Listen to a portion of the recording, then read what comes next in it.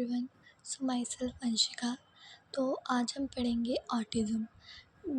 Autism का जो first part था उसमें मैंने आपको बताया था ऑटिज़म होता क्या है, उसकी डेफिनेशन क्या होती है और उसके टाइप्स क्या होते हैं। ठीक है, उसके डिफरेंट डिफरेंट क्लासिफिकेशंस हमने देखे थे।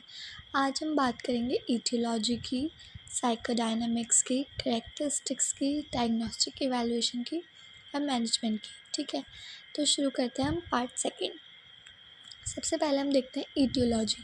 तो जो हमारा ऑटिज़म है वो हमारा जेनेटिक फैक्टर्स की वजह से, न्यूरोबायोलॉजिकल फैक्टर्स की वजह से, प्रीनेटल, पेरिनेटल, पोस्टनेटल या फिर पेरेंटल एज की वजह से होता है। ठीक है, जेनेटिक फैक्टर्स में क्या आ जाता है? जेनेटिक फैक्टर्स में आ जाता है अगर एक मदर जो प्रेग्नेंट है उसके अंदर जो बेबीज़ हैं वो ट्विंस हैं, तो उसमें ज़्यादा रिस्क होता है, ज़्यादा चांसेस होता है ऑटिज़म होने का। ठीक है, पॉलीजेनिक इनहेरिटेंस है या फैमिली हिस्ट्री है, उनके पेरेंट्स को था या उनके दादा दादी को था। ठीक है, जेनेटिक या फिर फ्रेजाइल एक्स सिंड्रोम है। ठीक है, अब आता है हमारे न्यूरोबायोलॉजिकल फैक्टर्स। न्यूरोबायोलॉजिकल फैक्टर्स में हमारा आता है अगर अबनॉर्मल ब्रेन डेवलपमेंट है, जैसे कि एनलार्ज ब्रेन या फिर अल्टर्ड न्यूरल कनेक्टिविटी। ठीक है, या फिर ब्रेन में कोई एरिया अफेक्टेड हो गया ड्यू टू ट्रॉमा या फिर एनी अदर थिंग। ठीक है, न्यूरोट्रांसमीटर अबनॉर्मलिटीज़ अगर सेरोटोनिन की लेवल्स इंक्रीज़ हो गई है, डोपामिन का इम्बैलेंस हो गया है। प्रीनेटल फैक्टर्स आ जाएंगे हमारे। ठीक है, माल न्यूट्रिशन है, ये सब हमारे प्रीनेटल फैक्टर्स में आते हैं। पेरीनेटल फैक्टर्स में हमारा आता है low birth weight, premature baby या फिर हाइपोक्सिया, अगर ऑक्सीजन उसको नहीं मिलता है तो। फिर पोस्टनेटल फैक्टर्स में इन्वायरमेंट की वजह से हो सकता है या फिर इन्फेक्शन की वजह से।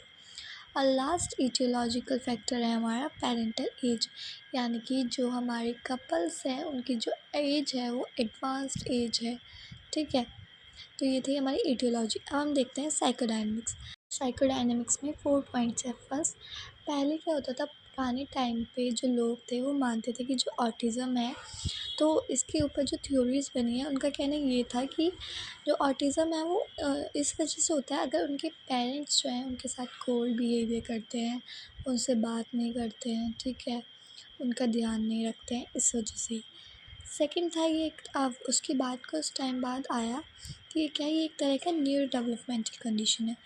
कुछ टाइम बाद माना गया कि इसके अंदर साइकोलॉजिकल फीचर, जैसे जैसे रिसर्च होती रही, स्टडी होती रही, तो न्यू न्यू फीचर्स हमें मिलते रहे, उसको ही हम साइकोडायनेमिक्स कहते हैं। ठीक है, तो साइकोलॉजिकल फीचर में इसमें विड्रॉल बिहेवियर शो करता है हमारा पे भी। ठीक है, ये पर्सन और रिपीटेटिव बिहेवियर। डिफेंस मैकेनिज्म इसका कोई ट्रू नहीं होता है, मतलब शो करता है बट इतना ज़्यादा एविडेंट नहीं होता है। ओके, हम बात करते हैं ऑटिज़म डिसऑर्डर जिसको होता है उसमें क्या क्या कैरेक्टरिस्टिक्स होती है। तो हमारी कैरेक्टरिस्टिक्स में आ जाती है social interaction deficit, communication deficit, restricted and repetitive behaviour, sensory abnormalities.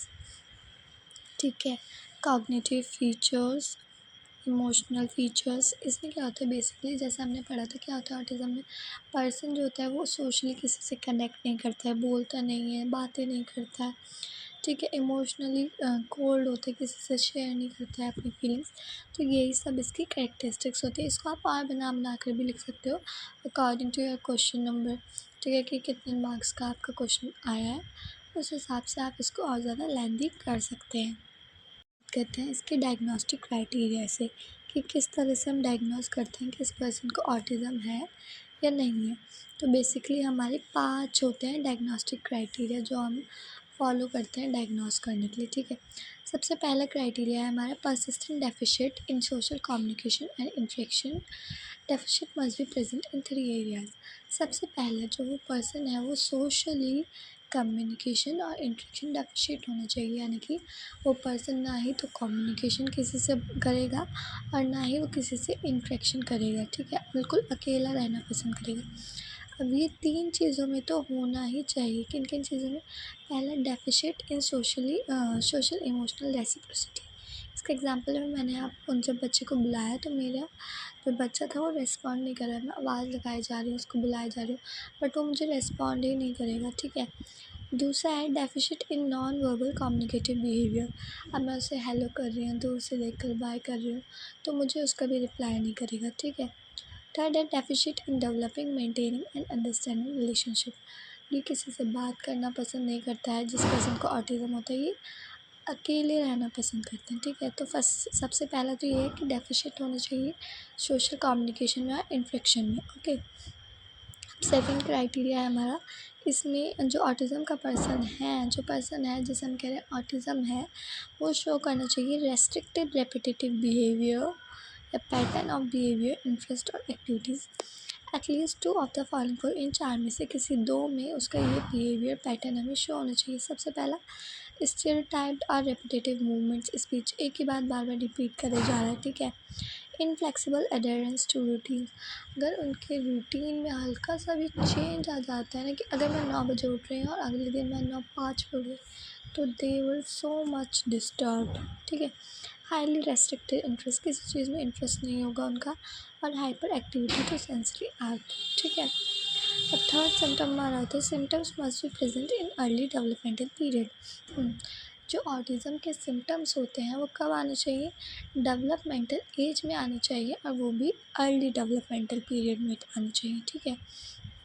Fourth है, क्लिनिकली सिग्निफिकेंट इम्पेयरमेंट होना चाहिए, और फिफ्थ है, एक्सक्लूजन ऑफ अदर कॉजेज़, ठीक है। तो ये 5 डायग्नोस्टिक क्राइटेरिया हम फॉलो करते हैं। उसके बाद ऑटिज़म के टूल्स भी आते हैं डायग्नोस करने के लिए, ठीक है। ये हमारे एमसीक्यू में भी पूछ लिए जाते हैं कि 2 टूल्स बताओ, इनमें से कौन सा टूल है जो हम ऑटिज़म के लिए यूज़ करते हैं। तो मैंने 2 ही लिखे हैं, पहला है ऑटिज़म डायग्नोस्टिक ऑब्जर्वेशन शेड्यूल और दूसरा है चाइल्डहुड ऑटिज़म रेटिंग स्केल, ठीक है।